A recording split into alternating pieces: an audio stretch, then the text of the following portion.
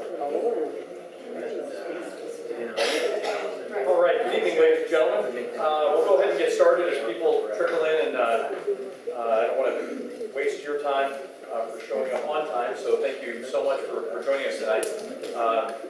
My name is Dino Pick. I'm the city manager here in our fine city of Delray Oaks. I'm joined by our city attorney, Alex Lorca, our chief of police, Chief Hoyne, and our world-class staff, Karen Manani, here who will be taking minutes for our meeting tonight. We're fortunate to have planning commissioners in the audience. Commissioner Krieger, thanks for joining us. We have two council members, Councilmember Allian and Councilmember Littell. Thank you both for being here with us tonight. Let me just go over our agenda. If you haven't already signed in, there's a roster making the rounds, and I'd really appreciate it if you just... Is everybody signed in? Great, thank you. You already know who I am and the rest of the city staff. Again, welcome. Thank you for joining us here tonight. What we're going to cover tonight is short-term rentals. So as most of you, I'm sure know, it's a subject that's seized many of the cities on the peninsula, and so we're going to take a swing at crafting a way forward with an ordinance. But it all starts with public input, and that's what we're here to start to receive from you all. The way we're going to do this is Alex Lorca is going to go through the various means of regulating short-term rentals, how they're done in various cities, and the various options that cities have taken. And then it'll come back to me, and then what I really want to hear before we even drill down into what option might be best for our city is just comments and thoughts, right? In a general, free-flow, fairly unstructured way that I'll try to manage and keep us going forward. Yes, ma'am. Do you have more, please? Yes. Thanks, Chief. So there are agendas as well as copies of this briefing if you want to take notes. And then we'll get to, anyone else need a copy? Chief's got it.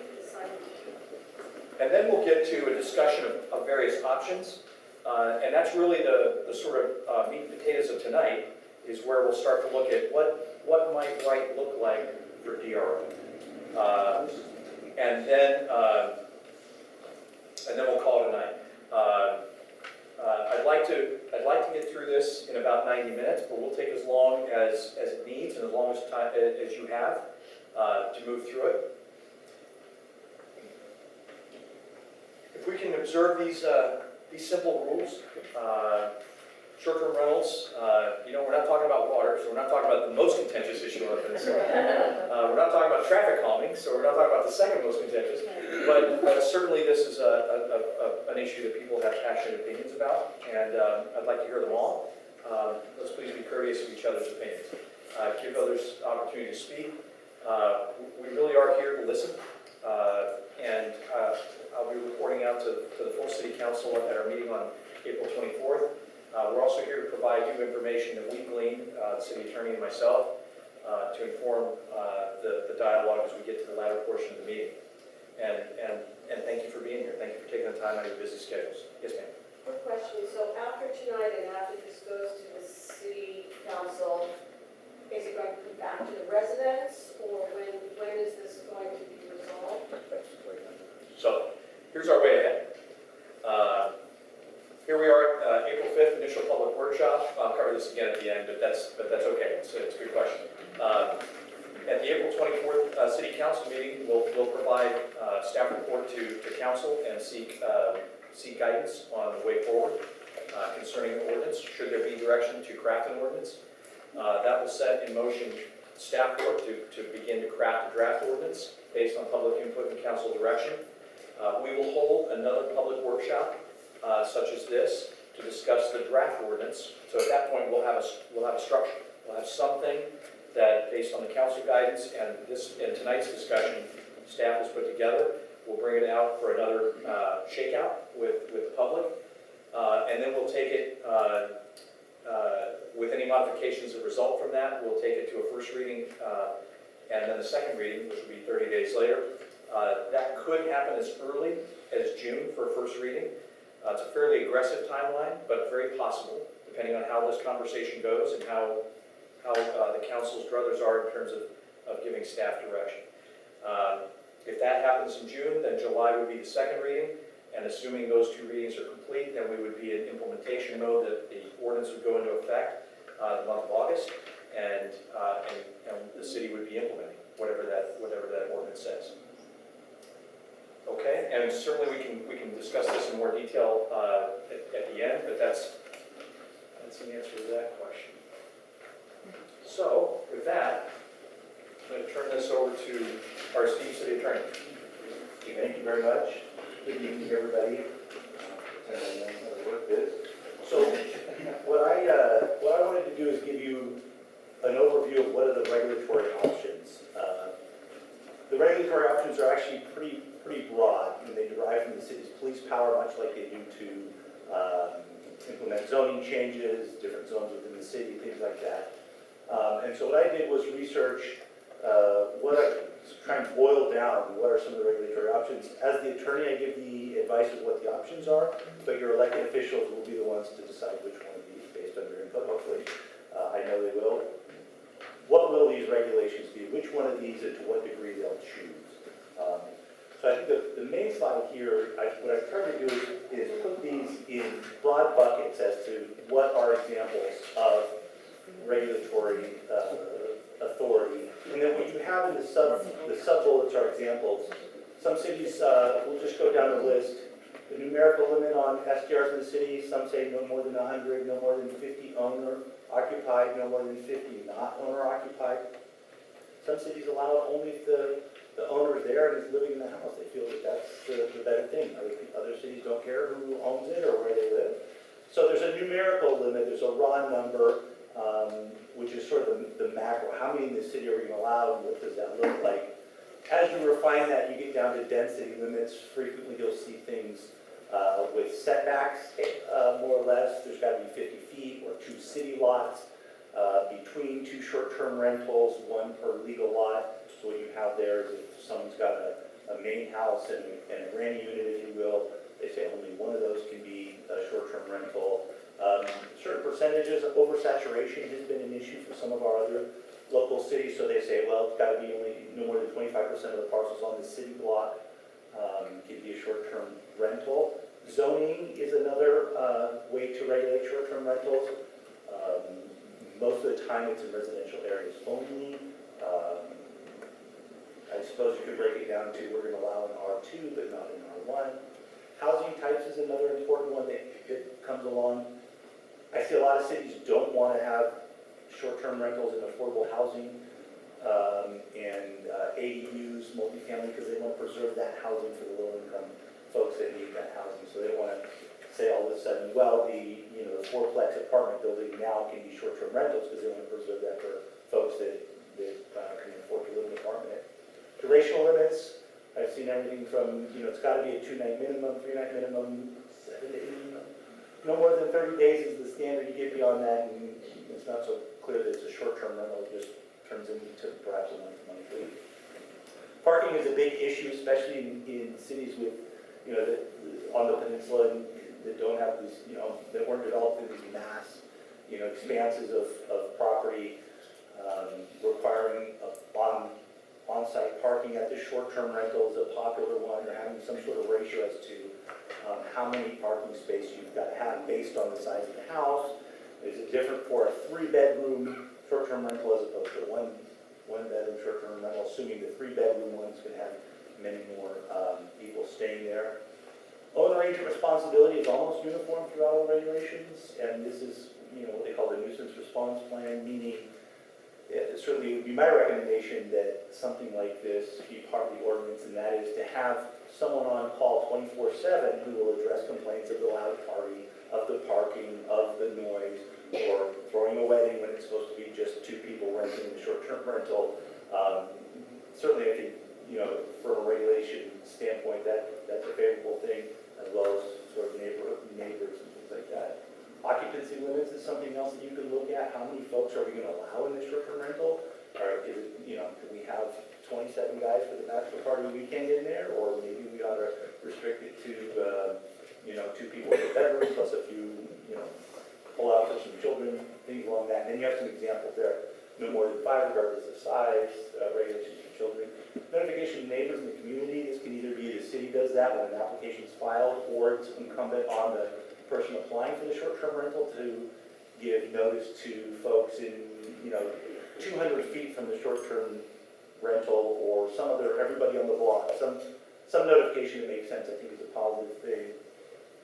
Some people want to have residency requirements. I've even seen them where they say you have to be a resident of XYZ city to rent out the short-term rental. I, from a legal perspective, have a little trouble with that.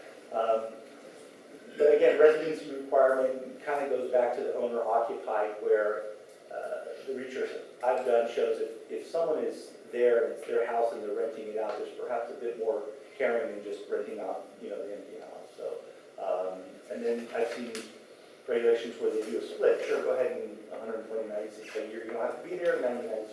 You can rent it for an additional 90 nights, but we want you to be there. And then the use of the STRs, and this is something going back to the bachelor party. It is in residential zones. I think if people were having commercial events there, it'd be a zoning issue. And many of the regulations prohibit commercial type thing. You don't rent the house and 5 minutes before the wedding with 100 people there in the backyard type thing. And there are some sort of 1.5 times, that is 1.5 times that people allow for overnight under the city's otherwise, the building code, that type of thing. Feasibility of these enforcements, from my perspective, is a big thing. I know the city's keen to, with its new administrative enforcement ordinance, to make sure that this is done right. So the thought on that footnote there is what you come up with ought to be enforceable. I don't know, some cities require a pamphlet to be placed in the short-term rental explaining all the rules. I don't know how to enforce that, but perhaps it's something that we want to think about. So City Pacific Grove is currently allowed. There's a citywide cap of 250. There's a limit there's density limits as far as how many in a block. They have recently gone and pulled back some of the short-term rental licenses because they had an oversaturation, they felt, of short-term rentals per block. And they put in a little setback requirement now, and what they're doing is ramping that down. There is no limit on the nights, the rental nights. They do have to have on-site parking. They do have a nuisance response program. And they do prohibit commercial functions, auctions, corporate parties. You can imagine a big car weekend, something like that. People wanting to do more than just sort of just have their family there. Notification to neighbors is not required. The city does get 10% of the short-term rental rate, and that is based on the city's transit occupancy tax, much of the hotel would charge for the night. And there's an aspect there that the City of Pacific Grove does. There is a petition right now gathering signatures to prohibit them going forward. And of course, that has impact on the quality of life of the citizens, but it was also going to have the city's estimating about $1 million a year impact on their revenue. City of Seaside right here, unregulated, but they are, and you'll have to forgive me, City of Seaside and Marina, in researching that, they really are in a state of flux. So maybe since last week these things have changed, but they are looking at limitations. So they say minimum of 75 hosted and non-hosted. That's 150, but they say, that's going to be the minimum of each because they wanted to sort of split that. And then they had not more than half a block based on 80 short-term rentals. Wasn't quite sure how to interpret that, so I just reported it. Noticing to neighbors and a 60-minute response time to problems, and the city of Seaside has a 12% TOT rate. City of Marina is currently prohibited, but it's been back and forth, planning commission to city council a number of times, from what I understand. All STRs must be owned by a Marina resident, so if you had a home and lived in Silicon Valley, presumably you couldn't rent it out under these proposed regulations. 10% saturation, maximum of 1 rental per parcel. Again, if you have multiple buildings, they want you to have only one of those be short-term rental. And 2 parcels between short-term rentals, again, another density thing. I just copied and pasted a chart here. This is how they approach occupancy limitations. It's sort of done on number of bedrooms, 30-day max, nuisance abatement officer, if you will, with 45-minute response time.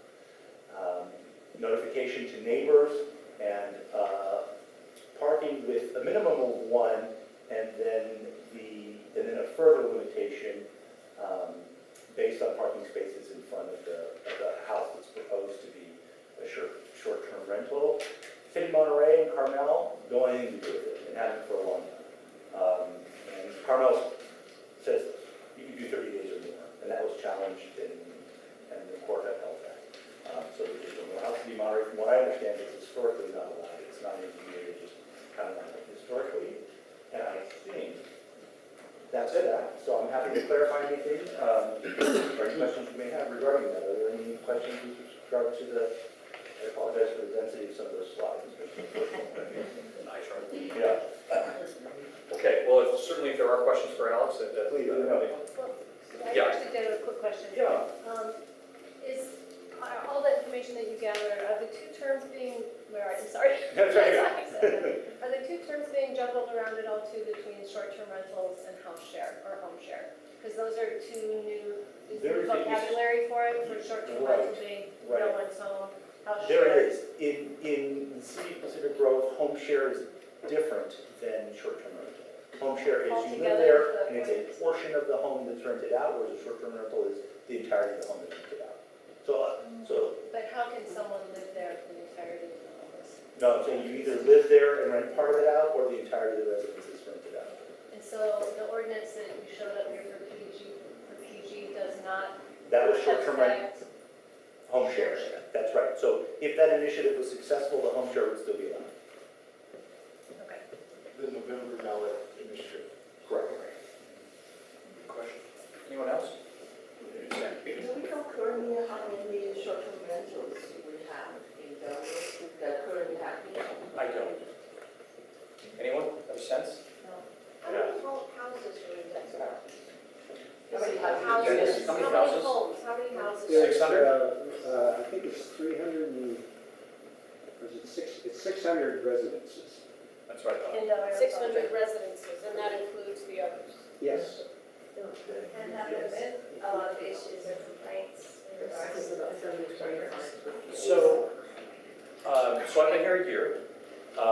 In the year that I've been here, there have been two complaints to me about short-term rentals. Actually, I did a quick search yesterday online, and it says 14 popped up. It's one Is side. that Airbnb or what were you looking at? Short-term rental? Short-term rentals? Yeah. Okay. Thank you. Could you tell us what the complaints were? Was it noise or?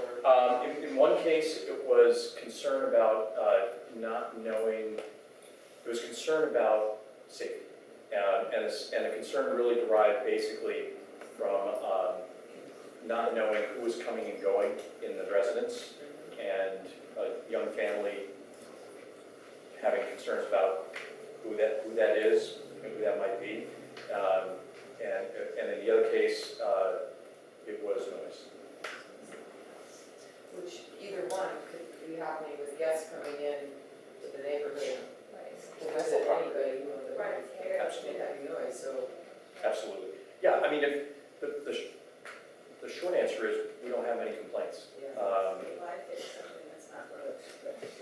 Well, that's a great point. So the comment was, why fix something that's not broken? That's a good question. So from a city perspective, You want the money. A lot of time. I know, I mean, no, I'm serious. I mean, San Francisco went to a lot of trouble to get that money. They went to court and they went to a lot of trouble to get that money. right, so from a city perspective, what I would say is,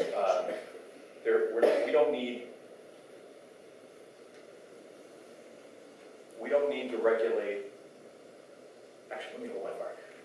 Let me hold on, because I don't want to to shape the discussion. I know what I'm gonna recommend to you, but I wanna hear your thoughts before I speak, because you might change my mind. So, Make a comment still, or? One comment I'd say on that, you just, man, and most of us are probably familiar with PG stuff, it's been in the paper, it's sort of evolved and it's turned into a mess. I also have a friend, some good friends that live in Monterey Dunes, and kind of the same thing, it's county land. They really weren't enforcing the ordinances, and it just kind of evolved, and it eventually, it was out of hand. It was crazy, and I guess the final straw was the unit next to my friend's unit, the manager went out there one night and said, supposed to be 3 people in here, and he opened the door, and it was full of people, and the guy pulls a gun on them, they're all drunk. I mean, at that point, they're like, okay, we've got to do something, because he's gotten out of control. So I would just say, we may not have a problem now, but if we don't agree and put something in place, you might be down the road 2 or 3 years, and then having to untangle something. That's what happened to them, you know? Yes, ma'am. Where, what city was this in? The Monterey, Dunes, you know, the condos that are out by Marina Beach, they're way off, they're kind of obscure. If you No, I wouldn't know never, what you, the Monterey Dunes, Yeah. those condos. Yeah. A lot of those are not, people don't live owner there. occupied. That's why they had a problem, exactly. Well, there's more than you think, but a lot of them are not owner occupied.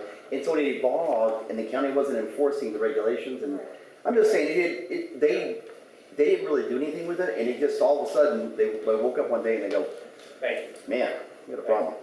Any other, so this is the basically, before we get into sort of what's right for us, this is what are your thoughts? Yes? I just have another question. That occupancy tax is based on the taxes that hotels in those particular cities charge guests. The tax is set by each city. Right. It's charged to the hotels as well as short-term rentals. So, and that is, by charging that to short-term rentals, is an attempt to not lose that revenue that would have otherwise be going to, okay, so we don't have a tax. We do, actually. We have a 10% TOT on the books in the code. We just never, What's that from? we've never had a hotel to charge it.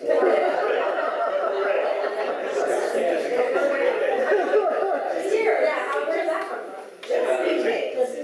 Before I got here, don't know. So what's happening? I'm sorry, ma'am, go ahead. So what's happening to the current short-term rentals right now? Are they not paying tax? Are they paying taxes? So currently, so it's a good question, so what are we doing? So currently, our status quo, our current condition is that we do not regulate. They're not illegal, but they're not regulated in any way. And so what's happening is people are, and there's nothing wrong with this, it's completely legal.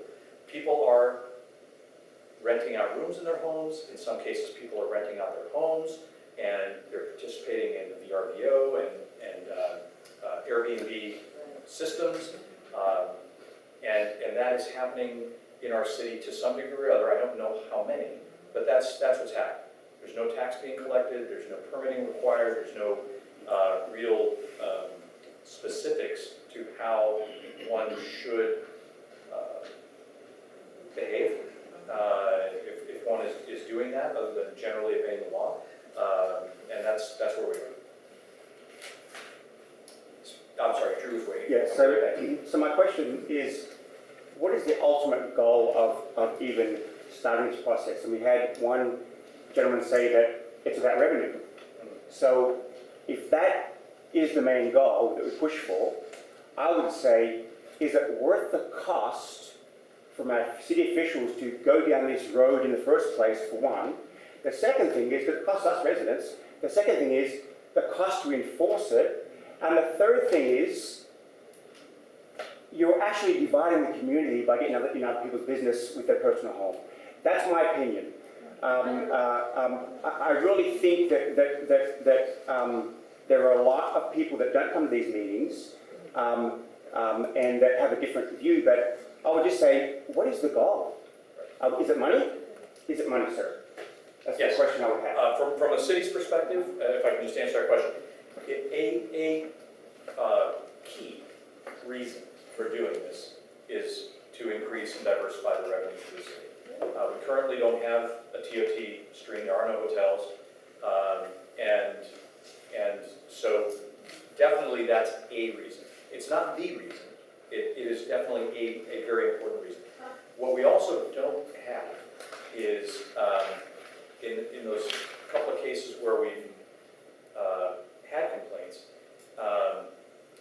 we don't have a permitting process where we can say, these are the rules you need to follow in order to be allowed to conduct what is essentially a business in the city of Del Rey Oaks. And if you comport yourself with those rules, go forth and prosper and do great business. And if you don't, for whatever reason, then we have an enforcement tool in place, and Alex referred to a separate ordinance that the council passed some months ago that allows us to enforce the city code without having to resort to police action and misdemeanor citation, which is a very big club. And so we have that tool now on the books, and it would allow us, depending on how this all came to pass, to enforce that on anyone that was whether it was too many cars on the street, too loud, not responsive to repairs, and that's where this will get, should we go down this path, into the details of what it is we want to regulate. Because I did have the reason why I'm asking that question, sir, if it's money, is because the amount of energy we're going to put into short-term rentals to make this something, why we can always redirect our efforts to a more productive and more profitable avenue. And there are some things to go forward with the city. Just an example, this is a lot of work. That's all I'll say, sir, a lot of work. Okay, and I really, really appreciate all that. I think one of our takeaways here is how do we get a better sense of what the inventory is? What it costs to the city to implement it. Yes. Is what I'm hearing. Yeah, fair enough.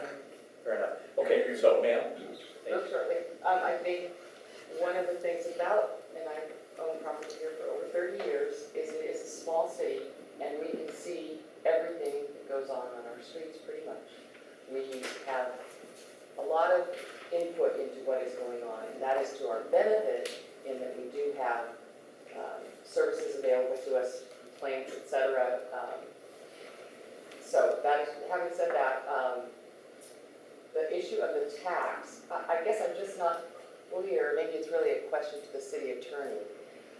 If revenue is the question, does revenue have to be associated or attached to a bunch of regulations, or can you just say, if you want to do a short-term rental, you need to apply for a permit and then you get to collect the tax? I don't understand how those things work.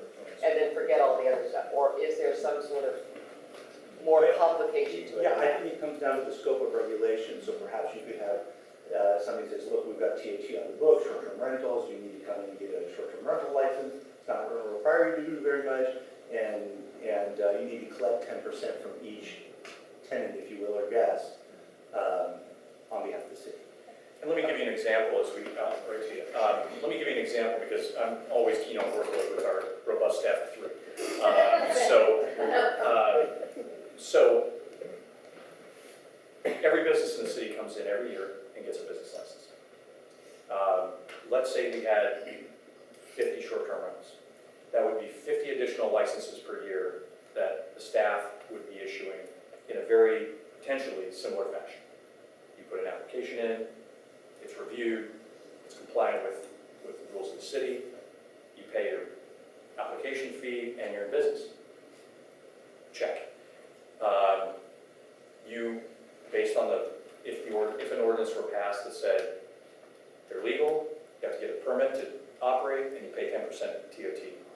Then after that business permit, you would then remit 10% of your gross proceeds on a form to the city on a monthly basis, and that's it. And the only other time we have staff requirement is when there are complaints that have to be looked into by either the police officer or code enforcement officer. That's really it. Am I missing something? Yeah. One comment, if I might, to the gentleman's point. and with regard to, just like a business license fee, the city is allowed to set a fee equal to about what it costs the city to sort of process and administer that fee. So on that point, it would be revenue, neutral. There wouldn't be a hard cost associated with this staff time, because the city would, via the master fee schedule, be able to charge what it was, what it cost to do that, including overhead and salary time. So what you're saying then is it's not really going to cost the city dollars to get this up and running? That's correct. Okay, that's a really good answer, thank you. Thanks. So it sounds like we're already not going toward a ban, rather a regulatory process and tax. That's why we're here. I mean, does anyone think we should ban it? No. Hold on, hold on. I'm sorry, since well now, touch nerve. All right, let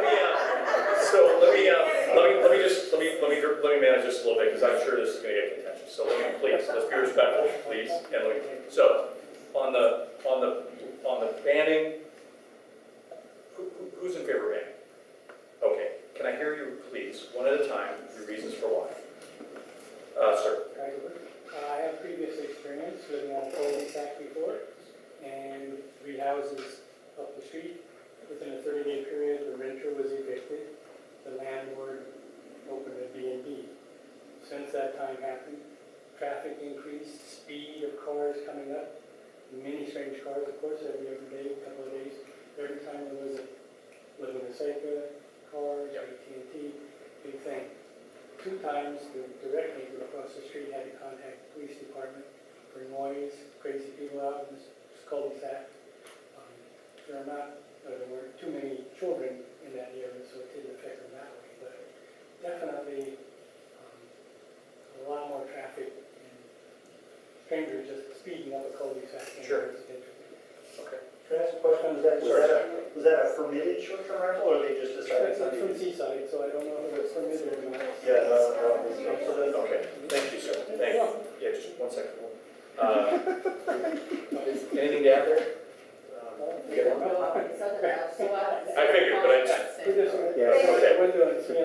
all right, yes, ma'am. Okay, so we have 600 homes.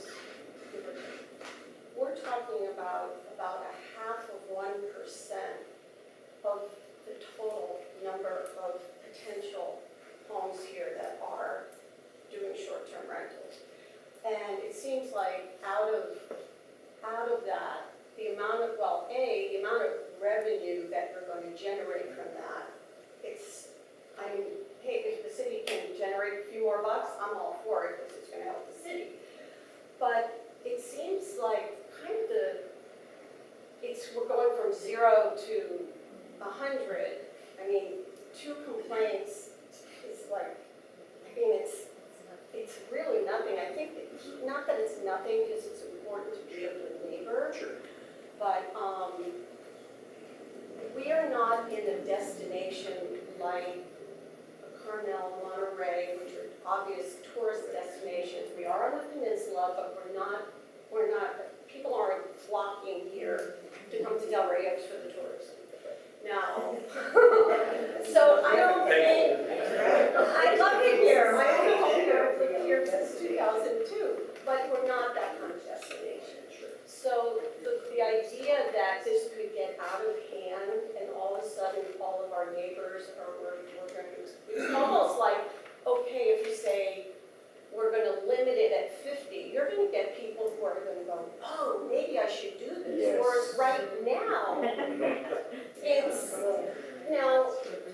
the idea of having, I'm rambling a little bit, but I'm trying to take a little bit of what everyone said. Having some kind of permit so that at least people know, the city and let's say the police force know that particular house does have this, then it's just, you're on the radar, and the $50 or the $60 or the 100, whatever it is I've had a business license for the city and other cities. That goes for the clerical and the processing, so everybody's on the same page. Yeah. But obviously, nobody wants crazy parties and any of that. And there are so many, if you've read about what's going on in San Francisco and other cities, we also do not nobody's brought it up, but I'll bring it up. The housing shortage, we're not taking away rentals here. This isn't that kind of city. Right. So I think it's great that we're thinking ahead and going, well, let's think about this, but I think if we start making it too Complicated. complicated, it's going to, I don't know, it just doesn't, it seems like overkill. Yeah, thank you, Sorry, I'm going thank you. No, no, to, no. we're going to get it all. Right to you, Barbara, ma'am, over here. Yes. I live on a cul-de-sac from the upper side, and we have 8 residences. We have 19 cars. Of those 19 cars, 2 of them are parked in garages, the rest are in driveways and on the street. So you can imagine if anybody has company, what the problem is. I wouldn't want a short-term rental on our little cul-de-sac. I wouldn't want one next door to my house.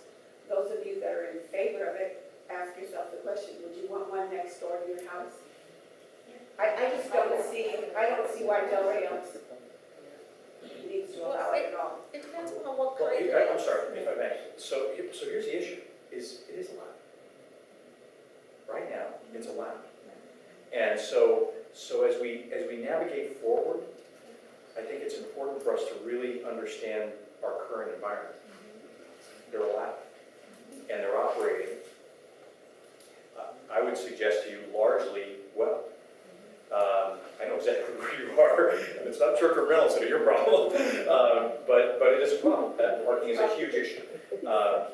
And so that's I just want to make that point, is that right now, in Delray Oaks, they're permitted and unregulated, and untaxed. So let me, Barbara. I wish we had statistics that are hard from Pacific Grove, but my understanding of the history is that they've been doing it for 7 years, and that the first year there were 200 houses permitted, and that there were 3 complaints. Now, I don't pin me to that, but I wish we had more, because 7 years is a lot of history, and I'm not sure why the uprising now to just forbid them altogether, which I don't think is going to happen, but Yeah, anyway, statistics from the past sometimes help you plan for the future. sure. And PG's, you know, to your point, I mean, we're not PG, we're not Carmel, No, you know. and I have to say, when our own kids visit, we're pretty loud. And when they leave, we go out in the middle of the street, I'm not kidding, and yell, "We love you," until they can't hear us. We just yell. I thought you were yelling at the neighbors. Okay. Well, I had a question about the parking, because that would be one of the big complaints, but I feel that people need to clean up their garages. I can barely get on the road. If another car's coming at me, we almost have to pull over. I think there is some regulation about that. You know, like off-road parking, park in your driveway or clean out your garage. And then Maybe have a clean garage for them. Yes, thanks. Yes. We share some positives about the short-term rental thing. In full transparency, my husband and I moved to Del Rey Oaks almost 5 years to the day here. We love Del Rey Oaks. I'm from Marina, and we've been Airbnb hosts for 7 years. We're super hosts. We have over 450 5-star ratings. And I will tell you, I can't even tell you how many people we hosted during that time. No problem. No problem. And I'm opening my house that I live in. And so if any one of you were to ask to stay in my home, I would say, sure. And you would abide by my rules.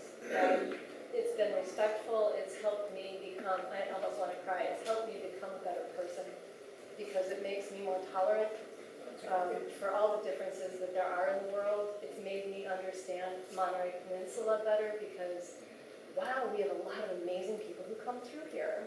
And until I started hosting these people, I didn't really know kind of the scheme and rhythm of things and whatnot.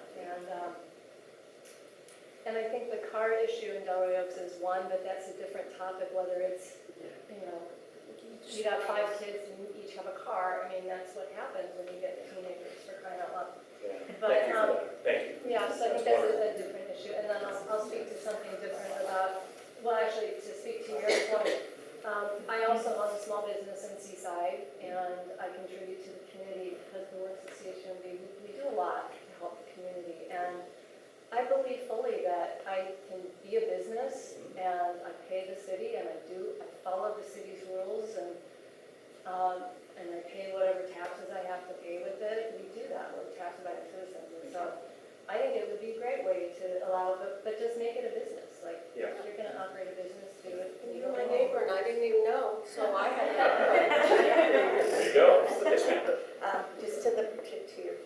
I am for it. I think it's a very positive opportunity. The Airbnb and whatever the other initials are, it is a new industry and it's an opportunity for us. I think that people who do Airbnb or, short-term rental, whatever you want to call it, usually upgrade their properties, which makes their properties more valuable, which raises our city property values and brings more money to the bottom line. And I do understand the importance of regulation. And I think as each person as a business would consider themselves a business owner, you have the option to regulate people's stay. You can be very specific about what the rules are to your home. I don't see anything but positive for it. This just brings more money to the bottom line for everybody. Thank you. Just a quick question for the city attorney. I know San Francisco went and they won the court order to get Airbnb, and I think VRBO and other ones to collect the tax for them. Is that something we can do as well? Can we go to them and say, we now have here's our regulation? If we Yeah, I pass don't the know ordinance. 1,000% because I don't know about that. My understanding is that there is a way that. I would think once they do it for one city, they have to do it for all. So we would, the money would just show up. But I would assume you probably have to have some framework of how minimal it is, but some framework that you could tell, Airbnb and the other ones that, okay, we have the ordinance, we want our 10%, and then they were required to collect it and give it to the city, and you didn't have to worry about it. You didn't have to worry about people. Simplified tax collection. Yeah, you didn't have to worry about people shoving it. But they will not. They will not. Well, they are in San Francisco. Airbnb, really? Yeah, they won the court. They took them to court and they won. So Airbnb is actually collecting. They are tax waiting, on they behalf. are waiting for people. They want it to be successful. They have to collect it now. As a traveler, It's pretty recent. in Santa Cruz, the city church, so as a traveler, it's just a matter of, okay, this is what the cost is getting, this is what the city's getting, this is what. Thank you. When you travel on Airbnb, you'll see that they just add the tax right on I used to go to San Luis Obispo all the time to see my son, and right there, any place you travel is just like staying at a hotel. Yeah. They collect the tax, and then they Dispersed to the. and I don't know whether they pay the homeowner or not, but they keep track of it, and they have reports. It's all very ordered. Well, it's certainly right, it's an industry that is vibrant and growing. True. So I wasn't understanding it first with short-term rental and the Airbnb. It is the same thing, is it? Airbnb is just the And company. I appreciate that because that does make a difference to our stand. And I would say that I'm a for Airbnb as well. The reason I say that is because my daughter, our fourth 18-year-old, is going down to down Long Beach, and we were worried about her going down to look at her college. And Mom came to the rescue, went on Airbnb and got her someone like yourself said, that the host. So I saw some of those regulatory requirements there, but because I thought that we were talking about short-term rentals as you own a home and you're renting the home out for a short period of time, but different. So that's the same as living in your home and hosting someone and having someone in your room. Is that correct? Well, yeah. Does that make sense? So we can, totally make sense. Okay. So you can parse it, right, between renting out your entire home versus home share, I guess is what the way it's described, is if you're renting out one of your rooms, which we just had our second kid go to college, and we're going to be all about home share here shortly.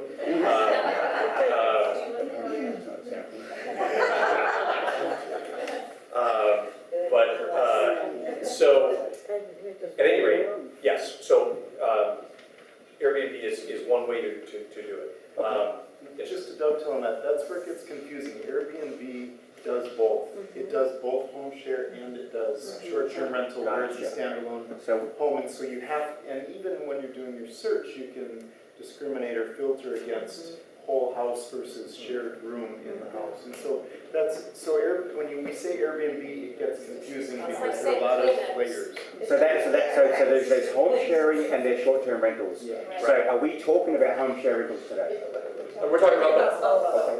And we're lumping them all under short-term rentals, but home share is a way to discriminate from a whole term, renting out a whole house to a room. Thanks, sir.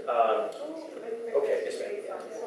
Okay, now I wanted to reiterate, because the last Airbnb in my home. And I've met some of the most wonderful people from all over the world. It's been nothing but positive experience. And as far as the traffic, they're tourists. They get up in the morning and they go and they're gone all day on these tourist activities, spending money and coming home and winding down and going to sleep and doing it over again. So the fact that it's owner occupied might be a little bit different, but there's no issues, negative issues associated with that I've experienced. Wonderful.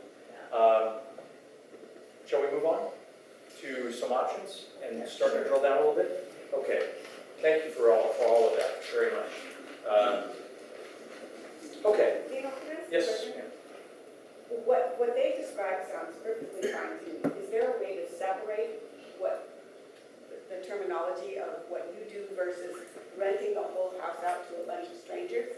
That's what I object to. Well, it's part of the list that he showed us, and I'm guessing we're gonna Yeah. have to do that. The answer is yes. Yes, we can. Yes. Actually, there is, when you rent the whole home out, you will have a difference.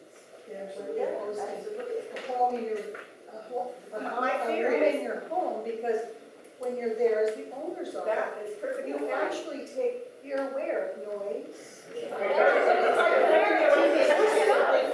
I understand that. I didn't So, realize that's what we were yeah, talking about. we're What actually- she's describing, I'm fine with. Both. What I object to is, both. what I object to is having the home next door being rented to I don't know who every weekend. And That's what I that's object where to. it makes an impact to neighbors. I want to know Because there is less who my control. neighbors are. There's When less you rent the whole house out, you have no idea. Thank you. That's wonderful. Yes, sir. Well, and I'll just tell you from our personal family experience, my daughter and son-in-law have 3 children.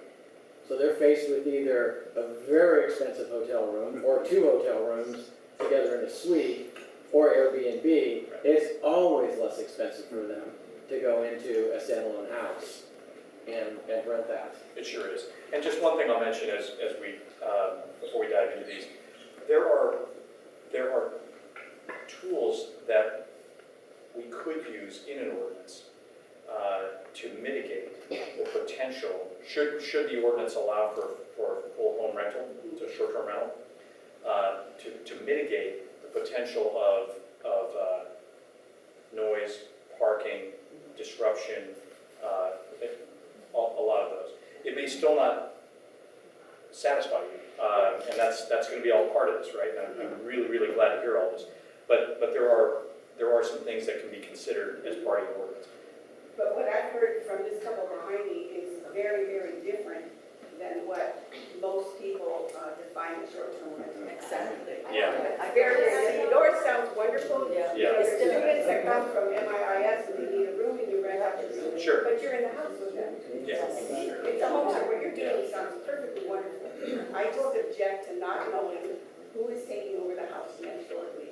I would add to that, because I do home house rentals. I frequently travel. When I leave out of town for vacation or a business trip, and I want to make a few extra bucks, I rent my house out. I do have an accessory dwelling unit, so I have that tenant occupied. They're well aware that there are tenants there for Airbnb or guests, whatever. I've had no problems, and I've had, not nearly as many as you have, but probably 20 guests come through in the last 2 years. No issues. Everybody has been extremely respectful, and I always tell them you have to park in the driveway. There's parking space just for you. Please don't park in front of the neighbor's house. Please don't make noise. We have our house rules, and it's been a very positive experience. Yeah. So, just Thank you. coming from that end. Yeah. Yes, ma'am. Just quickly, I was in the hotel industry for 30 years, and my opinion is that Airbnb people or the home traveler are completely different from the hotel people, travelers. They're much more interested in a different experience, and like you said, you get to meet so many different people, it's really an opportunity. Yeah. Well said. And you do have control, you have Yeah. total control.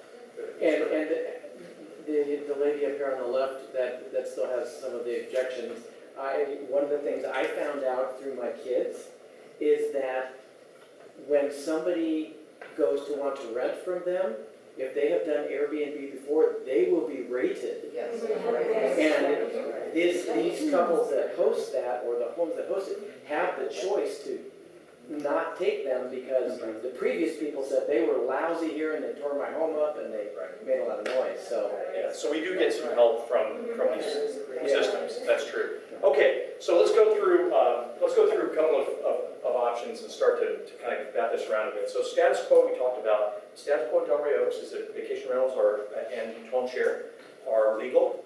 They are not prohibited. They are not regulated in any way, so there's no permit required, there's no tax collected, there is no process by which we can ensure very much of anything, actually. And so that's the status quo. It seems to be working pretty well. So I'll say that. It seems to be working pretty well, right? With the notable exception from your city staff of love the revenue. Make short-term rentals, yes, sir. Dino, I'm sorry, this has been bothering me a little bit. Yeah. If I were using my home as a Airbnb or a short-term rental, and that becomes a reportable income as far as the IRS is And we concerned. do. And that means that a house is now being changed from just being a home to a business, and you're required to file with the city a home occupancy use permit. So I think. For a home business. Yes, for home business. So people who are using their homes for short-term rentals, they should be applying to the city for a home occupancy use permit. Kim's kind of shaking her head. Yes, You mean a she's business for it. license? Yeah, I think that. So I think what I'm saying is, Yeah. I think we already have the regulation in effect to at least enforce part of it. Right. Fair enough. I think what's missing is the linkage, at least a clear linkage in ordinance to that use and to the tax, and to give us the particulars for enforcement. In other words, if you came in and got a business license to operate your home as a business, we currently don't have anything on the books that says you shall conduct this business in accordance with A, B, C, D. Right? But nor do we tell people who are, let's say that you're running whatever the business whatever is. the business. Landscaping business on Rosita. Fair enough. We don't have anything that tells them exactly how to run their business. That's true. And this is a different flavor, but still there's some elements of this is just a home business. True. And so they should be applying for a home occupancy use permit. And Kim? Ma'am. The only caveat on that is that when people get a home occupational use permit with the city, it has limitations. So in order to get a home occupational use permit in the city, you have to guarantee that you will not increase traffic to your neighborhood. Right. You will not, there's all these things that go along with that, which aren't going to apply to short-term rentals because that's the nature of it is you're going to have people come into your house. So there's a little bit of a difference there. I agree, but you have to certify that. I know this because we filled out for many years our own businesses that we have. And the thing that I wanted to bring up here too is it was mentioned about if it's not broken, why it's not broken. The thing is that you do in fact increase traffic on the streets, whether it's coming and going just once a day, whatever. There's still more traffic on the street, and people have to realize that eventually we have to maintain those streets. We always have to maintain those streets.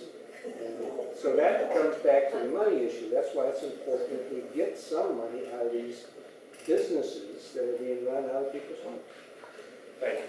Having company, having people over, having a birthday party, having people come during holidays, I mean, that's more of an impact than having a car come, park, and leave. I mean, it's really, it starts to feel like overreach, if I can use that word to say that, we're going to control, as far as, I don't know the answer. I'm just saying it's starting. Let's get to that discussion, because I think that, that this is really important. We're talking around it, and let's drill into it. Number two there is make short-term rentals illegal and enforced. I used to work in the city of Monterey. City of Monterey is frankly, they're fighting history. They are trying to enforce denying short-term rentals. And they're a rich city. They have a lot of resources to throw at that, and they're still not doing it right. We could do that. I've not seen it with a city with a lot of resources. I haven't seen it done. God only knows how we would do it here. But that's an option, right? Make them illegal and enforce. The third option is legalize, regulate, and enforce. And that would get to some process of some ordinance that would make this formally a legal business, that would outline a permit process, that would outline how often you have to get it renewed and the rules that have to be complied with. And then there are going to be other ideas and hybrids. Can I just get a quick, because I don't want to drive us to a particular conclusion myself. Should we spend some time talking about making it illegal and enforced? Okay. I think where I'm going to get you, I think where I'm going to make you happy, or at least I'm going to try really hard. Just legalize marijuana. It's. So you already did that, right? Just telling the history of my house is way different than what everybody described. Okay. Well, I think where we might be able to try to help is in how we regulate, right? How do we regulate? Status quo. Any questions about status quo? It's nice if you like it. It's great. Okay, so this is important. How many people, just quick raise of hand, how many people would prefer status quo? Okay. It doesn't matter to me. Okay. All right. If the city wants to make some money, I'll raise business, but I don't. Terrific. Terrific. Yes. A quick point, just a quick thing on the status quo, and some of the differences the regulations would make. Let's say you had the status quo and we weren't regulating. I do think a regulatory scheme would allow remediation of a problem quicker than with no regulation, where you're just relying on the fact that, well, it's a private nuisance and we've got to reach that level. With regulations, there would be steps along that path where you could nip things in the bud more. So, perhaps it's fine now, but if all of a sudden we saw an explosion of these short-term rentals, it would be a regulatory framework would help you nip things in the bud much quicker than calling chief and saying, look, this is wild party here. Fair enough. So, I try not to talk in these meetings. But from a police perspective, having some sort of regulatory apparatus in place is going to help us, help you if there's ever a problem in your neighborhood. Beyond that, and I've seen this happen, we talked about the taxes and things like that, like San Francisco or having Airbnb collect them. Similar trajectory in rideshare. And having been the police chief at the airport before any of this was regulated, the amount of problems and issues and complaints from customers and drivers and cab drivers, it was very difficult.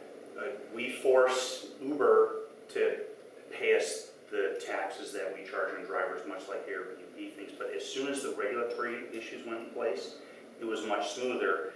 And I think we need to look towards the future, because while we used to have thousands of cab rides every year, just in the last 2 years, our cab rides from the airport have diminished 50% because rideshare has exploded. And you don't want to be behind the 8 ball when this explodes a little more in your neighborhood and you have no regulation in place. So just from how our department would help our neighborhoods be more peaceful and quiet, it regulates the neighborhood. Thank you. Yes, ma'am. Well, the only reason I came is I spent 40 years with my mom in PG.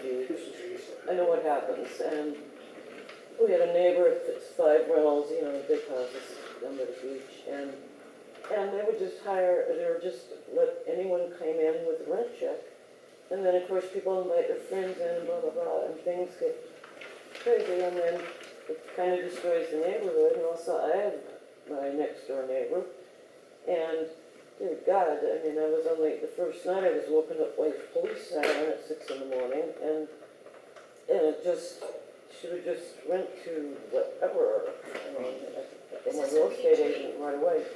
Put the sign, the for sale sign in your car. I'm getting out of here. And I just want where it's controlled Sure. and things don't get out of control, because I've dealt with that. Okay. And just the neighbor that will rent to anyone that has a check, and then you're just going, Right. when you're stuck to a horror story next door, it's a nightmare. Thank you. Dennis, and then here. Really, I was trying to scratch my forehead, but one of the things Careful! Sold! but now that I have the opportunity,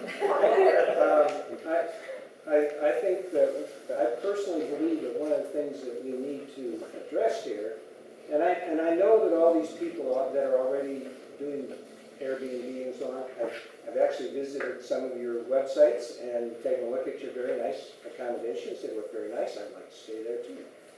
Matter of fact, I can rent my house out and I can stay at yours.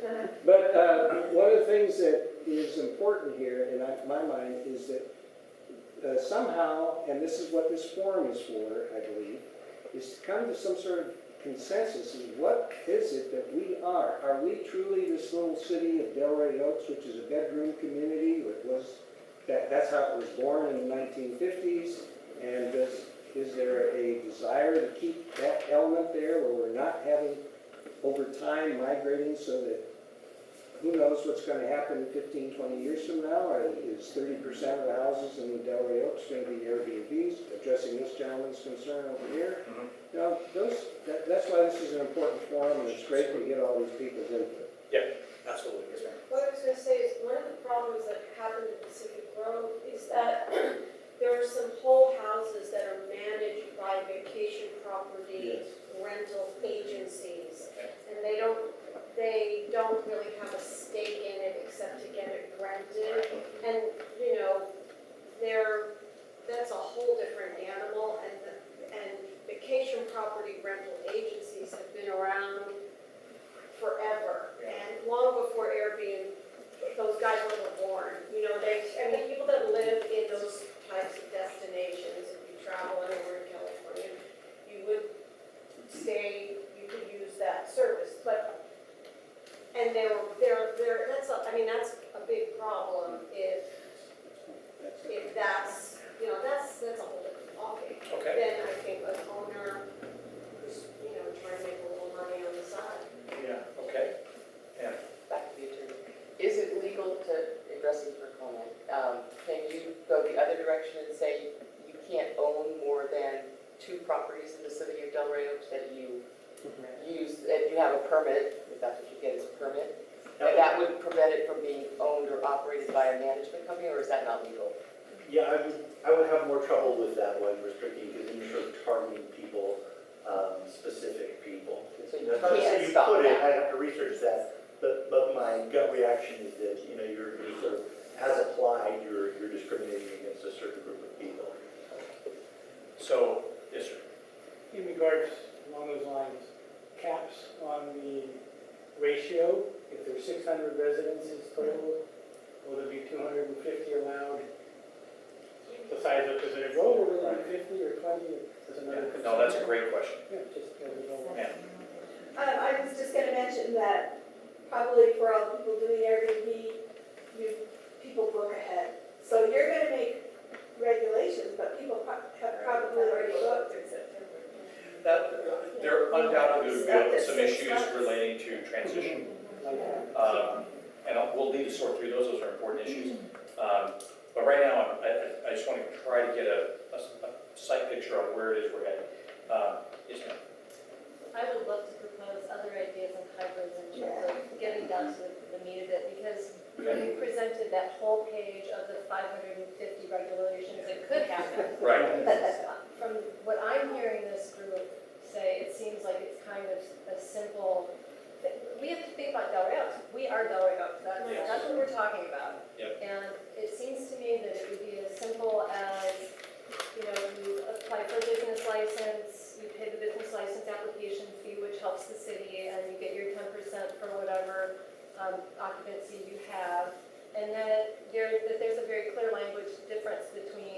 home share and short-term rental. Because those are the two things. We've got three things that our homeowners can do. We can rent our houses out to somebody for a year. We can rent our house out every day of the week and every day of the week or for weeks at a time or whatever, and we can share our homes. So the status quo right now, if you're using Airbnb as the catchphrase, is more of the home share than anything else. Probably here in Delray outside of the 14 that are doing it. I just feel like we're going into so many details without defining those two I love the things. idea, so let me just kind of tip my hat a little bit. I love this community. Part of the reason I love it is it's unique and doesn't suffer from some of the binding complexities of a Pacific Grove or a Carmel or a Monterey. Delray, right? We have 600 homes. It's wonderful, relatively quiet, hopefully quieter soon, community. So perhaps we don't need a complex ordinance like that in Pacific Grove that has a lottery system for numbers. And let me just ask, with that in mind, let me just ask this. Acknowledging that the future is unknown to us and we potentially need to change, that we can always amend an ordinance. As we think here for the next year, let's use a year, 24 months as a time horizon for this question. Do we need to cap the number of short-term rentals in our town? No. No? Not until there's an issue. Yeah. Okay. And who disagrees with that? Who thinks there should be a cap? I just have a question. Sure. Are we gonna separate home sharing from short-term rental? I think we probably, yeah. I think home sharing, the sky's the limit. If everybody wants to do it, Yeah. it's fine with me. Yeah. I think separating that from short-term rental would be very wise. because So what I'm they're hearing very from different you is, for the most part here, is that we have far less issues with home share than we do with the idea of renting a home out on a short-term basis. Is that, so that will capture that, and I think we will. You don't? No, I just always have these questions. I'm just not sure about the home, what is a home share? Like, if I have a house that has 4 bedrooms, it's an upstairs, downstairs, and I want to rent out the upstairs, but there's only one kitchen, and there's only one garage, and I'm not in it that weekend, can I still can I rent half of it out without being short-term rental, or which am I? Well, I think that's what we'd have to figure out, but Yeah, it's my first time. So sorry, let me bring this back, because the devil's always in the details, and those are wonderful, discrete questions. But let's try to keep this on the track of sort of what general, so if we're thinking under the legalize, regulate, and enforce, but develop that idea. If we're thinking legalize, regulate, and enforce, and we're saying that a simple process of a permit that you apply to the city for to do business as a short-term rental, home share, whatever it might be, once a year, and you pay the tax to the city on a monthly basis. And we're talking about, at least in terms of home share, I think what I'm hearing is no cap to the number of those. Perhaps with a whole house being rented out on a short-term basis, we're going to treat that differently, probably with some more regulations to ensure. That makes more sense to cap, right? Because it'll change the nature of the whole community. But where the home share is probably put it. Okay. Man. I was just wondering, I don't want to make it complicated, but I was thinking maybe almost like, I think PG actually has 2 different licenses. One is the home share license and one is the whole unit, or dwelling. And maybe we want to do something like that, because that would make it easier for data collection. Like if this is where we end up having our problems, then we would know we're going to address it, because we could see really easily, well, you've got a different kind of license and this is where our problems are. So if we do have to come back later and say, we want to cap or we want to do whatever. So. Okay, But if you cap, I think that if you cap a number of people, you get a big rush of people trying to get a license. But if you cap the number of nights you can do this, is a lot more of a sharing. Everyone, it makes a lot more of a sharing. Does that make sense? What I just said? it does make sense, it does make sense. And it's different when people buy a house and they, for the purpose of doing whole house short-term rentals. And that's not really what we're talking about here. We're talking about somebody goes away to Europe for 10 days and they rent out their house. I mean, that's a whole house rental, but why is it a share if you're not there because you're in Europe? So Because you live there. So if it's your primary residence, see, this is where it gets sticky. But the question being, it seems that there isn't anybody in Delray Oaks that has a second home that they are renting out on Airbnb on a rotating basis full time. Right. And that's what it seems like you're trying to avoid. Am I wrong, or there are some that do that? In Delray Oaks. In Delray Oaks? See, I live in Delray Oaks, I never would have known, but I don't know. Say, I'm sorry, what was the question? Are people doing what?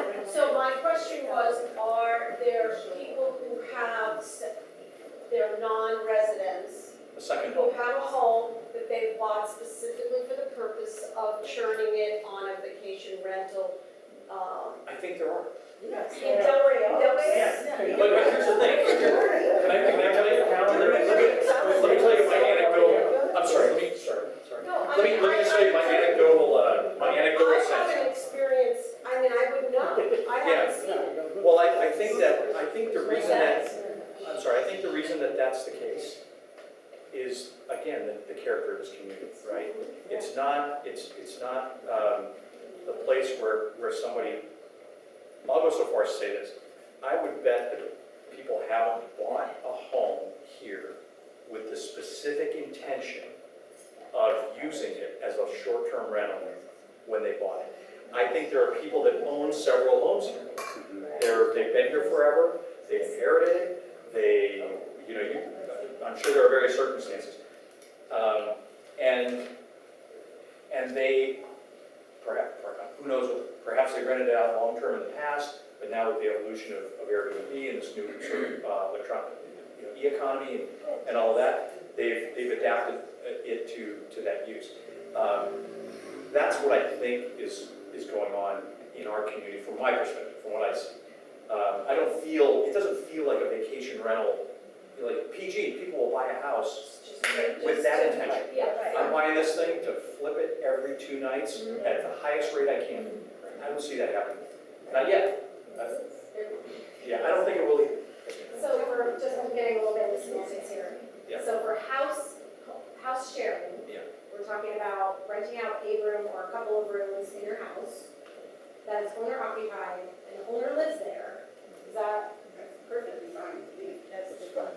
Okay, so then go one step further? further. When I go on vacation and I have one room locked up that nobody goes in, which is my bedroom, and my 2 guest rooms are available for the guests, is that considered a home share? That's a home share. I think it depends, I think this is, what I'm hearing about the home share, based on your question, is that perhaps we would characterize home share as something other than having to be on the premises, right? But something where you are, and I don't want to overcomplicate it too much. You could do something where you said, if that was your primary residence, but the requirement that the owner be present is not there. So you can have the requirement to say, the owner, It has to be a home share, primary. they have to be there, or if they happen to be on vacation too, they can go ahead and. As long That as sounds it's right. accessible or whatever. Yes, because it's your primary residence, it's your home, you're coming back. That makes sense? Okay, thank you. There is someone who bought a home specifically for Aha. We found it. Right down the street from you? my concern. Yes. My concern. The neighbors of that property. Well, I'll go down. Have there been issues? Well, Yes, ma'am, go ahead. and my concern is that since other areas are regulating them, and this owner of this home had a bunch of seats. So when I saw him pop over here, and the way he did it in Seaside wasn't appropriate in my opinion, I was very upset that he moved the money. Okay. So my concern is as these homes are coming up for sale, because I noticed there's a lot of them that are popping up, my concern is I don't want those people, like this gentleman, to go buy a home to strictly use it for Airbnb because of the regulations outside our area. Okay. You know, Monterey and PG, and then they go Right. from here, because they can make a lot of money. You have a whole house, and you're strictly using it for Airbnb. So if you look at that as a moneymaker, yeah, they'll pay more money for a house. But my concern is, they'll start buying up the property. This gentleman did buy the property, and he had like 6 in Seaside. And I saw him pop over to my neighborhood, and I was very upset because I didn't like the way he ran his business. Okay. What can you like about it? What can you like about it? What should we regulate? What should we look at? Well, with him, if he had sleeps well. Oh, yeah. Sleeps well.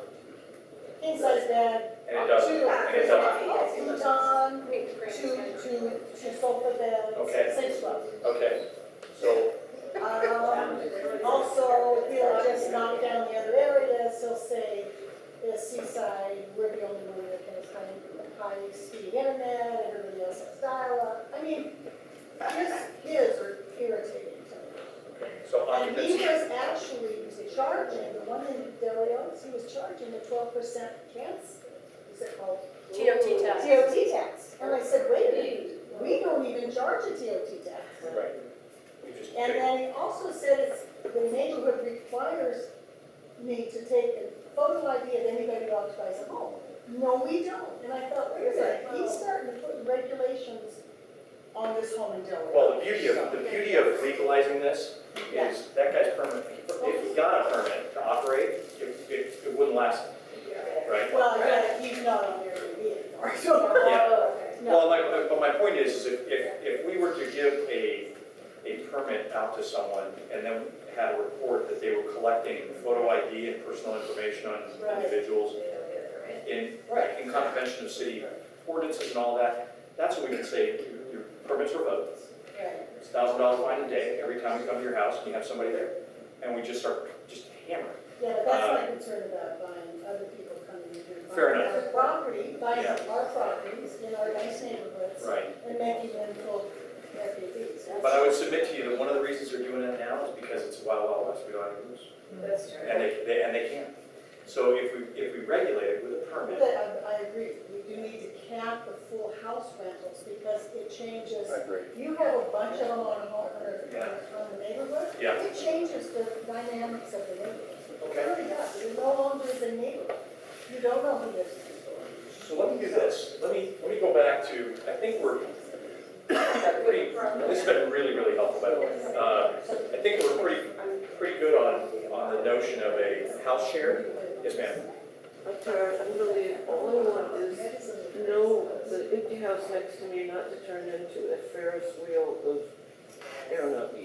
Okay.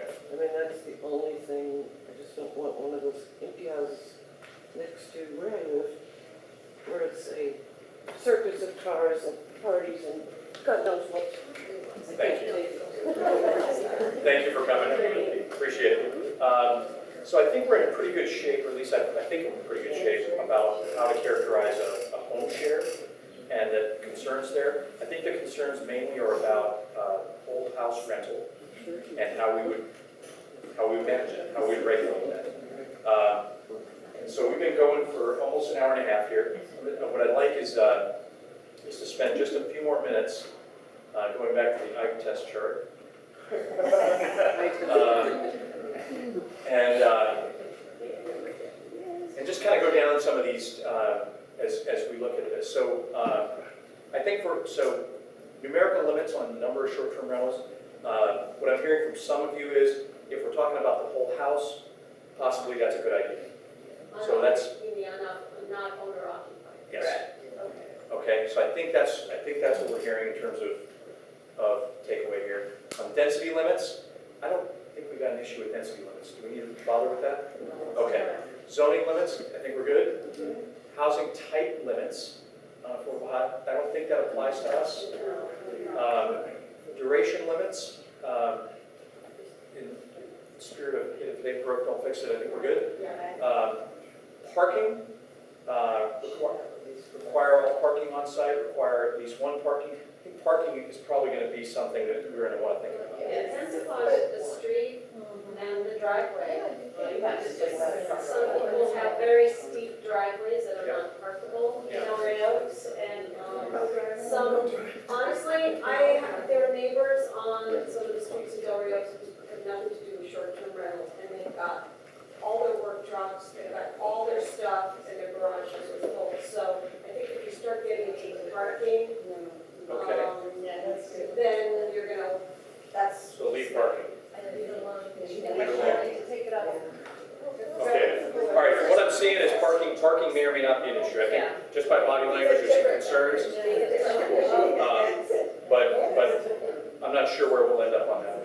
Owner agent responsibility, I think, that's something we probably need to explore more, especially around the whole house rental idea, is how do we ensure, to the extent we allow that, it's not clear to me whether the answer is capping a number, because I don't know that gets after, I'm not sure that helps us. I think it's more about how do we ensure if someone's going to have a whole house rental, that it's not a problem, that it's managed in such a... Right, so I think that gets, so we need to explore that one. Any comments on owner agent responsibility? I just think that's kind of, I think you're asking an awful lot for someone to respond within 30 or 60 minutes to a complaint at a property that maybe they live a few blocks away, or even if it's their home, they're doing a house share, and they're living there, they might not be there, and responding, I don't have my cell phone on every 30 minutes or 10 minutes. I just think that's ridiculous. Sorry, one at a time, guys, I love all the comments, this is awesome. Yes, ma'am. I think that would be more applicable to the whole house. Yes. But my complaint or my concern applies either way, that that's just awfully micromanaging and putting regulations on us. I tend to agree with you, and I mean, the lighter the touch on the regulation, the better in my mind, but just in general. But I think we've got to try to figure that out. You can have a more sensible response plan, require a response plan. Okay. Or like you say, We would do that anyway, so. We can use our police, if we use our police, they just have to have what's being violated, Yeah. right? And that's where, so let's, and What would it be like music noise or if you use the noise regulation, would that be what it is? What else would it be? I don't know. noise, parking issues, trash, litter, okay? How about occupancy limits? Public intoxication. I think that's important. Laws anyway. Those How are about, I'm sorry, let me ask a quick question. How about occupancy limits? I think it's Oh, yeah. Okay, so let's think about nuisance response plans, think about fire occupancy limits. How do people feel about notification of neighbors? Yeah, I agree with you. It's working, right? Good, love it. Residency requirements? Yes, Residency requirements. So absolutely. owner tenant, so I think this basically gets to home share. That's home share definition. Okay. But you can, sorry, sir, but you can fix this whole problem by putting your residence requirements in there and incorporate your Airbnb, but also your short-term rentals. So there's actually a positive block there, I think. Does that make sense? Because you're Use of short-term rentals, because you guys live in your home, right? no commercial events. That makes sense? Okay. Well, this is a good rundown. Yes, ma'am. I just want to add one more thing. I know that on the how do we get there kind of thing, or whatever it was called, like, the next step. Yeah. What was it? Way ahead. On way ahead, before the next one, could we have, I'm a little concerned about the collection of the top. since that is part of our goal here is to The collection, I'm generate. sorry. Collection of the TOT. tot, the TOT. Oh, TOT. Sorry, yeah. I say OSH too instead of OSH, but anyway. But anyway, instead of, because I know, like, I had a vacation rental in Hawaii for 12 years, and like there they estimate they're only capturing 25% of there they call it TAP, not TOT. But, so just some research on, like, will Airbnb do that for us? Will VRBO? Because if we move out of the home share, now we're into the VRBO and home away. Right. And so just, if we're gonna do it, maybe a little research on what are the avenues for collecting it. If they say no, they won't, then how do we make sure that we, the city of Delray Oaks, collects it? Because if we're gonna do it, we should get our revenue. Yeah, fair enough. Yeah. Good. Yes, ma'am. I just have one last thing about language is, I think, using the term Airbnb as a catchphrase for short-term rentals is really problematic for Airbnb. So if we look at it more in terms of VRBO, home away from home, Airbnb, all of those things are advertising tools for people who use parts of their homes for things similar to this. So I feel like, because when we talk about, well, if we're going to regulate Airbnb, you're not regulating Airbnb. It's really, let's really be clear about our. No, I agree, it's a fair point, thank you very much. Okay, it's been an hour and a half. I promised I'd get you out of here in 90 minutes, and I want to live up to that. I'll say a couple things really quick as wrapping up. First of all, thank you for taking the time to come and share your thoughts with us. This is so important. We're helping craft the laws of the city that the council will pass. So thank you. If you have ideas that percolate up like I do in the middle of the night, email City Hall. Kim, Karen, and I will take your emails. Or Karen, exactly. And please share those with us.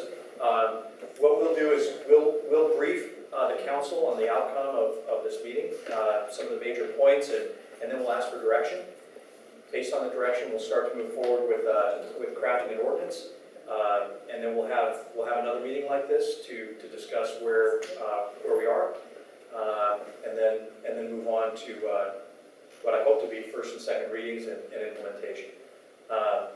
Any last questions or comments? I'm trying to work with this whole process. What does reading of an ordinance mean in its first and second? No, it's a great question. So a law, a council approves a law, and it is offered to the public twice for comment and review before it actually becomes law. So the council has to vote on it twice. The first reading, they vote on it, and they say, yes, we think this is right, or no, or modify it. But if they vote yes, that's one public venue where you get to know what law's coming, and then it has to be read and approved a second time by the council, so that the public has an opportunity to see it again before it actually becomes the law of the city. So is there also public input on that second reading, or is it kind of... Every one of those. The first and second reading are open, notice city council meetings with the ordinance agendized. And does the council have a chance to revise the law between the first and the second based on the comments and feedback? Absolutely. That's what it's for. So the staff proposes a first reading, and the council can amend it, they can reject it outright, or they can approve it, and that same set of circumstances can happen in the second reading. On the 24th, is that an open meeting or a closed meeting? No, it's an open city council meeting. Regular city council meeting.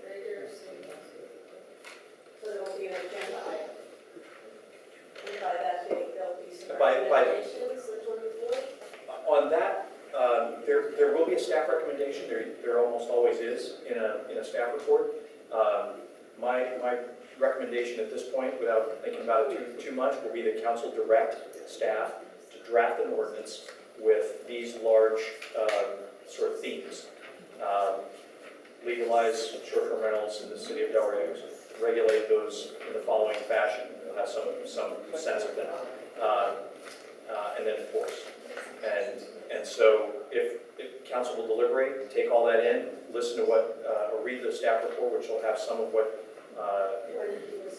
which will contain the themes of what you said to me tonight, and then direct us to move forward from there. We're on the, Sure. so let's say you get down to July to the second meeting and somebody who hasn't been in any of the meetings just, you know, or 5 people show up. I mean, how Never does happens. that- I'm just curious, what do you do? How does that work? No, it always happens. I'm sorry. Sorry. I'm getting beat about the shoulders about head and shoulders from Carlton. Show up until the last minute and then they complain. So no, it inevitably happens. It inevitably happens. Because we can't, we mailed, in this case, I'll just give you an example. So we mailed, as you received, right? We mailed every residence in this city that invitation. 647. 647. Yeah. And so, you know, and there are about 20 of you in the room, so we have, you know, roughly 2.5% of the population of the city present deciding what's going to happen. So, well, but this is the way it goes. And what you hope happens is that you talk to your neighbors when you leave here, right? That the city council meetings get publicized, and people read the ordinances, and inevitably we'll have people coming into the process later and taking issue with it, wanting to provide input, and that's just how it works. Yeah, and the good news is every ordinance can be amended. I went to the one PG standing room. Yeah. I think we've got a different, we just have a different dynamic, thank God. We have a different dynamic here. So, okay. Any other last minute thoughts?